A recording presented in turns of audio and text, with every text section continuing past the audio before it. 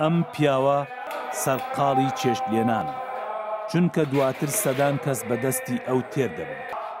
ئەو خواردنەی ئەو ئامادەی دەکات بۆ بەشداربووانی ئاهەنگی یادی لەدایکبوونی پێغەمبەری ئیسلامە. ئێمە لە بەرەبەیانی زۆ لێرا خەریکی خزمەتکردین ئەم کارە خێرخوازیاکەین. نزیکەی نانی 3000 نەفەرمان دروست کردووە بە بۆنەی یادی لەدایکبوونی فەخری عالەم پێغەمبەر صلی الله علیه و سلمەوە. ئەم بۆنەیە ئامادە کراوە. ئامانجمان لەم ئێشا خێرێکی گەورەیە و زینوکردنەوەی یادی لەدایکبوونی پێغەمبەری خوا صلی الله علیه و سلم.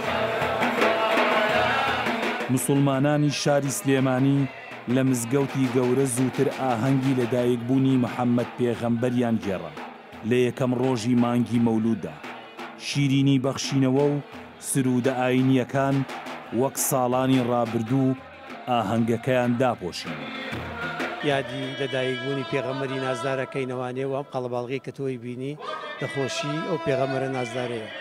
ئەو نانەشمان کردووە نەک هەر ئەمڕۆ هەموو ڕۆژێک ئێمە نانەکەین بۆ فەقیر و هەژار و چونکە مزگەوتی گەورە سەرچاوەی تەسەووف و عیلم و عیرفان و ڕۆشنبیری بووە.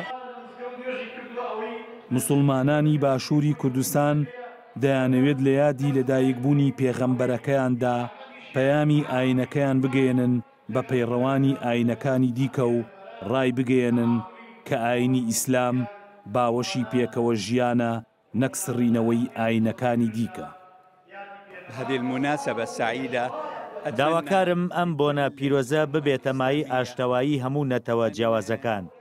لە سای ئەم بۆنە پیرۆزەدا کۆتایی بەم بارودۆخە ناهەموارە بێنین کە بەسەر گەلانی عێراقدا هاتوون، ببێتە هۆی باشبوونی بارودۆخی کۆچبەران، ببێتە مایی خۆشگوزەرانی بۆ ئەوانەی ئەم خاکە ئەپارێزن.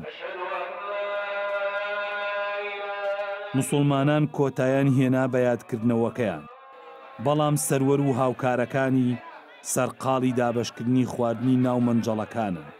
ئەو منجەڵانەی ساڵانە لەگەڵ ئەو یادەدا دەردەکەون. موسڵمانان لە باشووری کوردستان یادی لەدایکبوونی پێغەمبەرەکەیان و تێرکردنی هەژارانیان پێکەوە گرێ داوە.